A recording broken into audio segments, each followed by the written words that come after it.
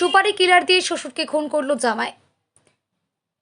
উত্তর চব্বিশ পরগনার বসিরহাট মহকুমা বাদুড়িয়া থানা এলাকার তেতুলিয়া ব্রিজ সংলগ্ন এলাকার ঘটনা।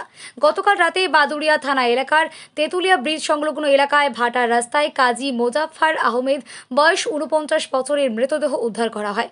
পাশাপাশি সেখান থেকে মৃতর বাইক এবং একটি ৪ চাকার গাড়ি উদ্ধার করে পুলিশ। বাদুড়িয়া থানার পুলিশ মৃত কাজী মোজাফফর আহমেদের জামাই সহ দুজনকে আটক করে জিজ্ঞাসাবাদ করেছে।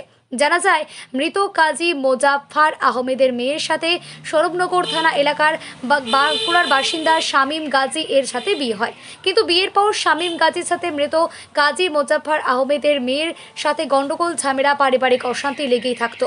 এই নিয়ে বহুবার মীমাংসা করার চেষ্টা করা হলেও কোনো সমাধান না হওয়ায় কাজী মোজাফফর আহমেদ তার মেয়েকে নিয়ে নিজের বাড়িতে রাখে। এরপর বেশ কয়েকবার শ্বশুর এবং জামাইয়ের মধ্যে গন্ডগোল হয়েছে। প্রত্যক্ষদর্শীদের দাবি, গতকাল রাতে কাজী মোজাফফর আহমেদ মোটরসাইকেল নিয়ে তেতুলিয়া ব্রিজ সংলগ্ন ভাটার রাস্তায় যায়। সেই সময় সেখানে রাত প্রহরীরা দেখতে পায় যে কাজী মোজাফফর আহমেদকে জোর করে বাইক থেকে নামিয়ে ৪ চাকার গাড়িতে তোলার চেষ্টা করছে কয়েকজন। সেই রাত প্রহরী তখন তড়িঘড়ি এলাকায় খবর দেয়। এলাকার মানুষ খবর পেয়ে ঘটনাস্থলে এসে দেখে কাজী মোজাফফর আহমেদ ৪ চাকার গাড়ির পাশে পড়ে রয়েছে। এলাকার মানুষ তড়িঘড়ি পুলিশকে খবর দিলে পুলিশ ঘটনাস্থলে আসে এবং কাজী মোজাফফর আহমেদ ৪৯ বছর বয়সী ব্যক্তিকে উদ্ধার করে স্থানীয় হাসপাতালে নিয়ে যায় এবং ডাক্তাররা সেখানে তাকে মৃত বলে ঘোষণা করেন। স্থানীয় মানুষের দাবি, গলা টিপে শ্বাসরোধ করে ফোন করে তার মুখ বিষ ঢেলে দেওয়া হয়েছে যাতে খুনের মোটিভ অন্যদিকে ঘুরিয়ে দেওয়া যায়, কিন্তু এলাকার মানুষ দেখে ফেলায় তা আর সম্ভব হয়নি। পুলিশ ঘটনা তদন্তে নেমে ঘটনাস্থলে ঘিরে রেখেছে এবং মৃত জামাই সহ আরও দুজনকে গ্রেপ্তার করেছে। পুলিশের প্রাথমিক অনুমান, জামাই দুজন সুপারি কিলার দিয়ে শ্বশুরকে খুন করিয়েছে এবং নিজেও ঘটনাস্থলে ছিল। এখানে ওই আমি তো নামাজ পড়ছি, মগরিবের নামাজ পড়ার সময় আমার এইখানে নাইট দিন একটা থাকে, আমার এক ভাই এই আপনার এই ঘেরি চৌকি দেয়। সে সঙ্গে সঙ্গে আমার বললো যে ভাই শিগগিরই এসো, একটা লোককে জোর করে ইকো গাড়িতে নিয়ে চলে যাচ্ছে, হয়তো মার্ডার করবে। তা বলছে দুবারও পড়ে গেছে, তাও ও শুনছে না, তাও নিয়ে চলো। তখন আমি তাড়াতাড়ি নামাজ পড়ি, আমি আমার ছেলে আর একজন বাড়িতে ছিল, আর রাস্তা দাঁড়িয়ে আমি ফোর্স খবর দিলাম।